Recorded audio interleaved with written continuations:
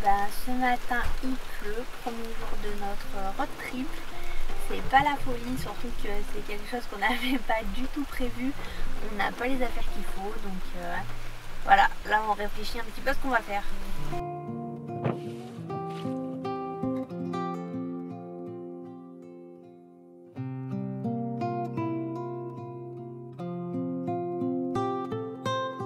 Hier quand on est parti de Marseille, il faisait 38. On s'est dit qu'on allait pas mal avoir chaud quand même pendant ce road trip. Et puis là, eh ben, il affiche 16 degrés dans le camion. Donc on a froid, mais en fait on est plutôt content. Bon là il va falloir qu'on fasse un arrêt chez Decat parce que franchement on n'a pas géré du tout sur ce coup là. C'est qu'on a prévu qu'il allait faire beau et malheureusement il prévoit un temps pourri pour le reste de la semaine. Donc ce matin on a eu un gros orage, là ça va un petit peu mieux. Mais du coup il faut qu'on achète des kawaii parce que sinon on va passer 3 jours trempés. On est parti tellement dans le rush en fait parce que avant-hier soir le fourgon n'était toujours pas fini, donc on s'est vraiment concentré là-dessus et les affaires on les a fait en 5-10 minutes et en fait on n'a vraiment pas pris les habits qu'il fallait.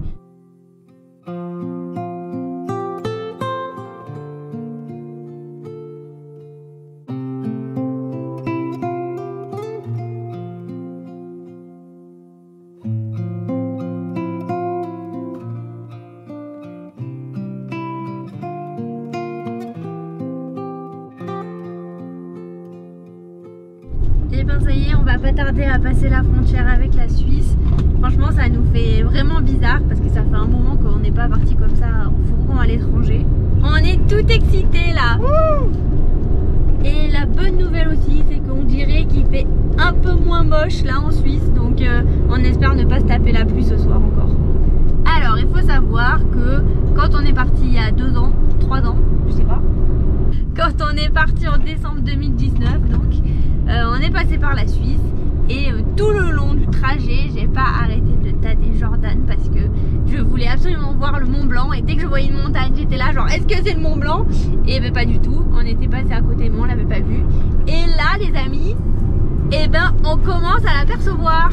C'est le Mont Blanc. Wouhou! Il est là pour de bon cette fois-ci.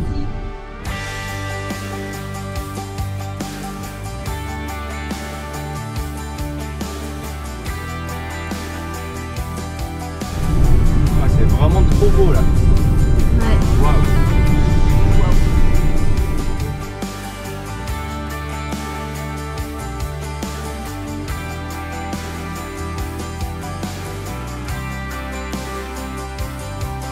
Ça y est, on a passé la frontière.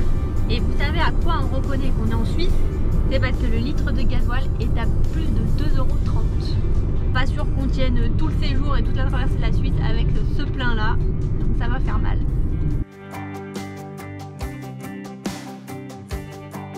Alors notre premier arrêt en Suisse, ce sera au lac des Mossons. C'est un lac d'altitude puisqu'il est à plus de 2000 mètres.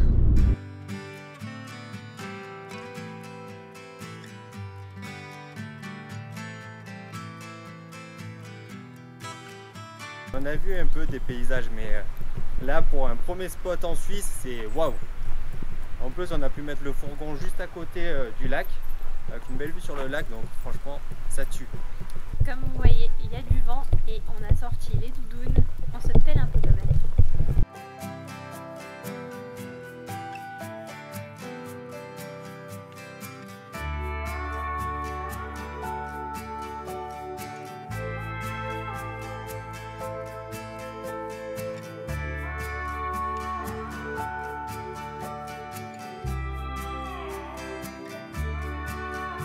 Je sais pas si vous avez remarqué, mais Hera est pas trop rassurée. Je pense qu'elle sent qu'il y a un petit peu le vide à côté et elle marche à 2 à l'heure. Et elle est très près du sol quand elle marche.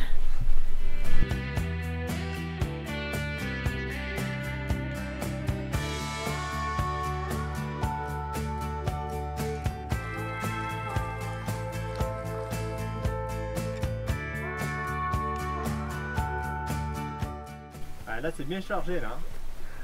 J'ai peur qu'on se prenne une grosse pluie.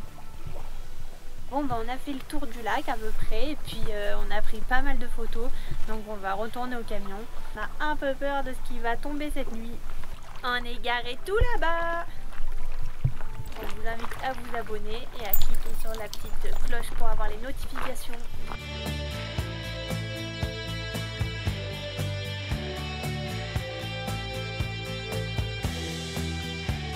Et Ra a fait une belle trouvaille, comme d'habitude elle porte des morceaux de bois qui sont plus lourds qu'elle.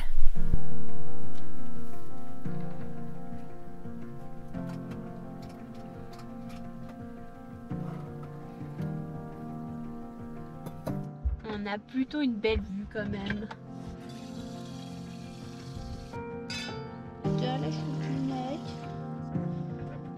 Bon, on vous a toujours pas montré en fait le van, comment il marchait, et surtout comment fonctionnait la cuisine extérieure.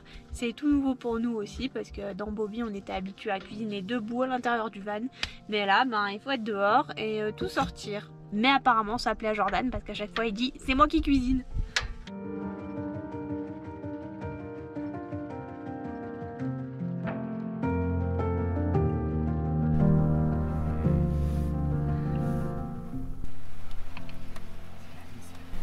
En moins de 1 minute on s'est pris le déluge et c'est surtout qu'il y a un vent énorme en fait dehors, donc garder les portes arrière ouvertes c'est pas possible. Là on a vraiment fait ce qu'on a pu, c'est-à-dire que Joe était en train de cuisiner, donc en fait il a mis là le réchaud à l'intérieur, c'est pas la folie. On a quand même les portes arrière qui sont entrouvertes et le lanterneau qui est ouvert aussi, donc bon ça se fixera pas, mais on a peur que les portes en fait s'arrachent parce qu'elles sont mal fermées du coup.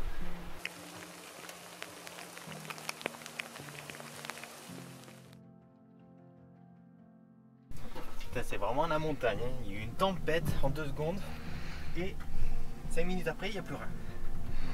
Et aussi il fait frais, ça c'est bien. Quand on sait qu'il y a la canicule en France, franchement on est content.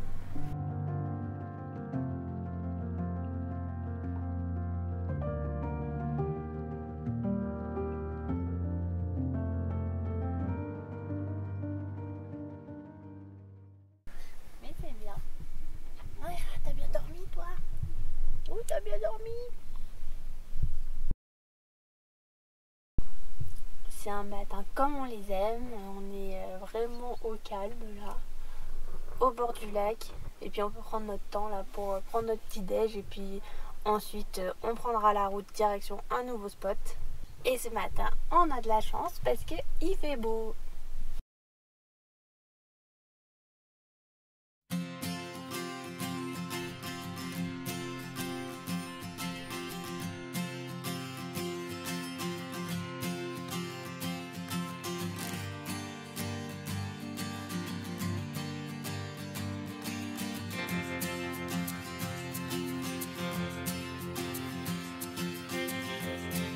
C'est vraiment dingue toutes les vignes qu'il y a ici. Et puis c'est surtout que c'est à flanc de montagne à chaque fois. Et pourtant nous on est habitués à en voir partout parce qu'on vient de la région de PACA en France. Donc il y a vraiment pas mal de vin là-bas. Mais ici bah, c'est incroyable. En fait on n'a jamais vu ça quoi. Bon alors hier soir on s'est rendu compte de quelque chose qu'on n'avait pas du tout anticipé. En fait nos forfaits de téléphone ne sont pas compris en Suisse. Enfin, on n'a pas du tout internet, on ne peut pas appeler ni envoyer de SMS, sinon il faut payer beaucoup. Et donc comme hier soir ça va, on dormait pas très loin en fait de la frontière avec la France.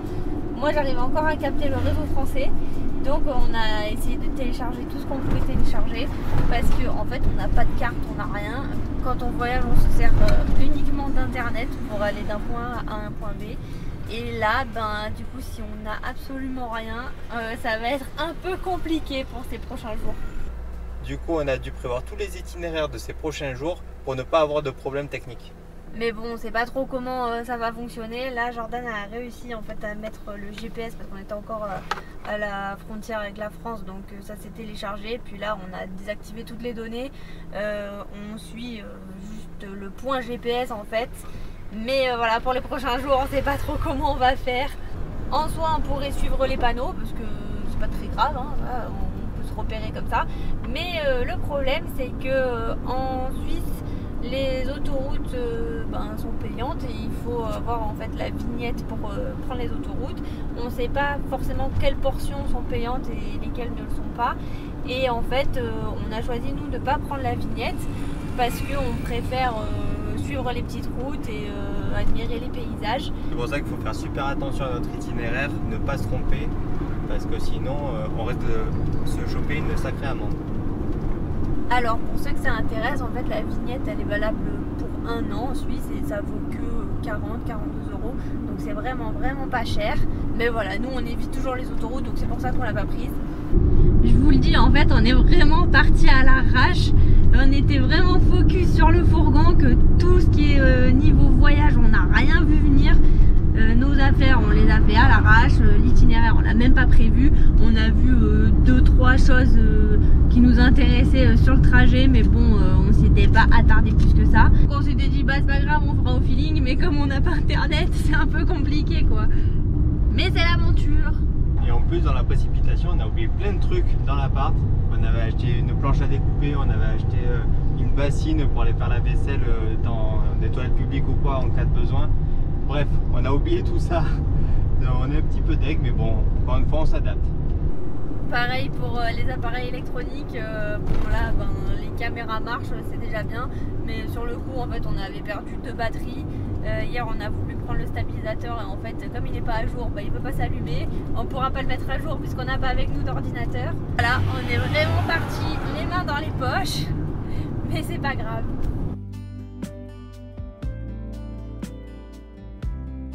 Voilà, après 3h30 de route, on est enfin garé. C'était assez compliqué parce que en fait c'est mal indiqué pour savoir quelles sont les places qui sont payantes, quelles sont les places qui sont gratuites. On sait pas trop, on est un peu dans le flou donc voilà, on était un petit peu stressé, mais bon. Normalement on est dans un endroit où c'est gratuit donc on verra bien. J'espère ne pas se prendre une amende. Et là on a super faim, il est 1h30 passée. On a vraiment hâte d'être près du lac pour se poser et pique-niquer. En plus, on en revient à ce qu'on disait tout à l'heure, c'est que le fait de ne pas avoir internet, ça complique les choses. Puisque là, on pouvait aller se garer à un parking payant. Bon, en général, on évite, mais si on n'avait pas le choix, on l'aurait fait. Et le problème, c'est que ça se fait que en ligne, en fait, pour payer. Donc, on ne peut pas télécharger l'appli, on ne peut pas payer en ligne, vu qu'on n'a pas internet. Vive la technologie! On parle de moi et de mes randos, mais Sarah a prévu cette randonnée en disant oui, ça a 5 minutes. Alors je rigole un peu, mais il faut 1h30 pour atteindre le lac. Et on a faim. Bon, l'histoire c'est que normalement il faut monter en téléphérique.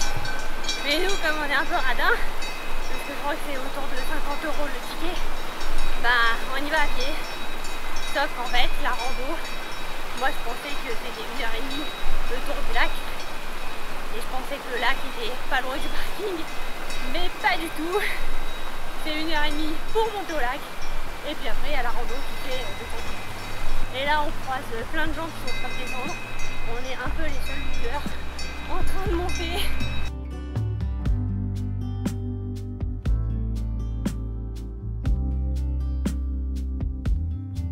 Je sais pas si vous voyez ce qui nous attend là. Ouais. C'est l'enfer.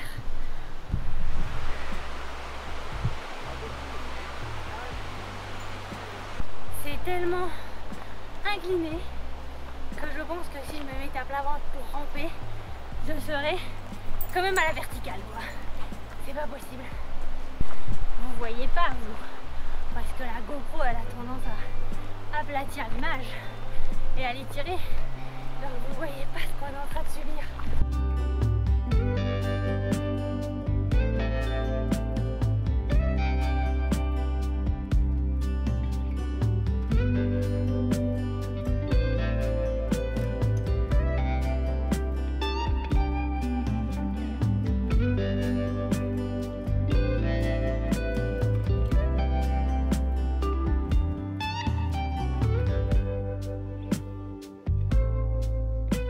Ça y est, on y arrive.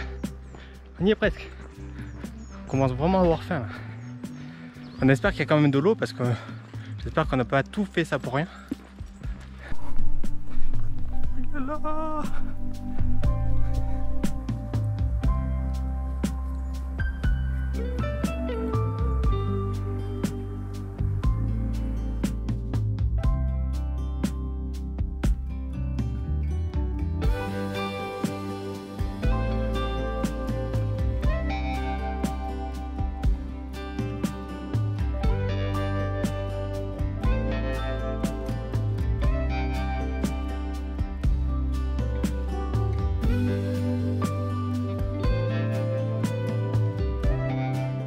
bah voilà, donc on s'est calé et on peut pique-niquer, il est plus de 15 h là.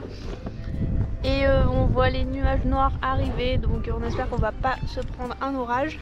Là le vent commence à se lever, il fait pas mal froid. Mais en tout cas le lac est vraiment très très beau. J'ai froid. Ira, t'as froid?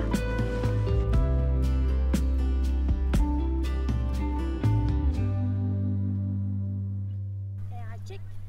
Ouais. Check. Ouais.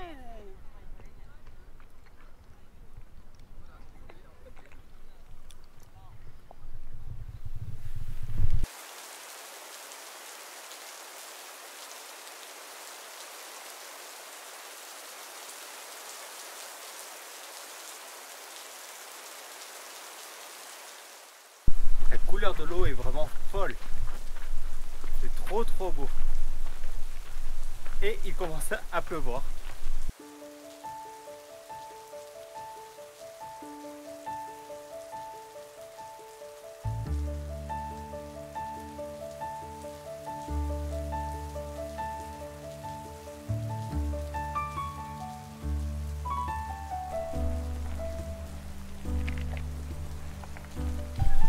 Elle pleut bien maintenant. Mais on a une belle vue.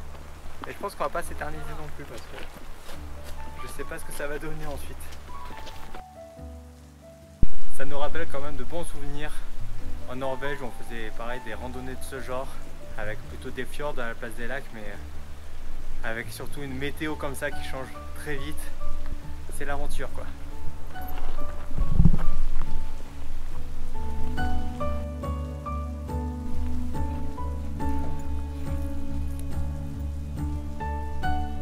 Contente? T'es contente de toi, hein? Allez, on met une couche. Et c'est parti pour la redescente. Je pense qu'on en a pour à peu près 2 heures pour tout redescendre. Le tout sous la pluie.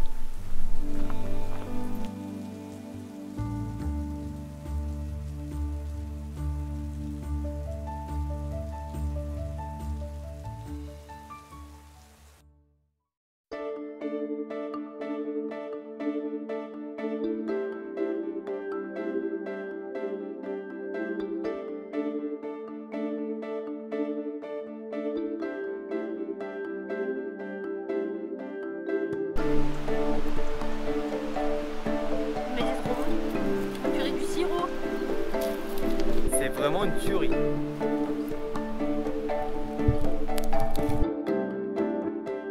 Bon, en fait, on vous a menti parce que depuis tout à l'heure, il a dû se passer bien une bonne demi-heure. Il s'est arrêté de pleuvoir. Donc on n'est pas redescendu, on a un peu profité du lac. Et voilà, là maintenant on va attaquer la descente. Après il faudra trouver un spot pour dormir. Sans internet ça va être compliqué. C'est vraiment dommage, je trouve, qu'on soit réduit dans nos possibilités parce qu'on a trop l'habitude d'utiliser internet. Il faudrait qu'on apprenne à faire autrement. Mais nous on a baigné dedans depuis qu'on est petit, donc c'est un peu compliqué. On essaie déjà quand on est à la maison de pas trop utiliser nos téléphones. Mais bon, en tout cas pour communiquer avec vous, on est obligé d'utiliser internet pour notamment YouTube et Instagram.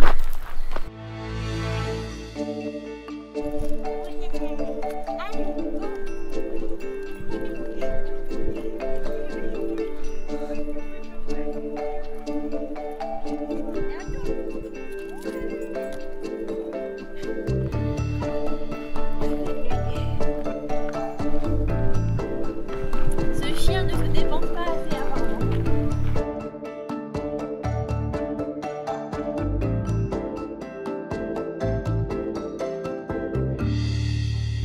En tout cas, on espère que notre contenu vous plaît toujours autant.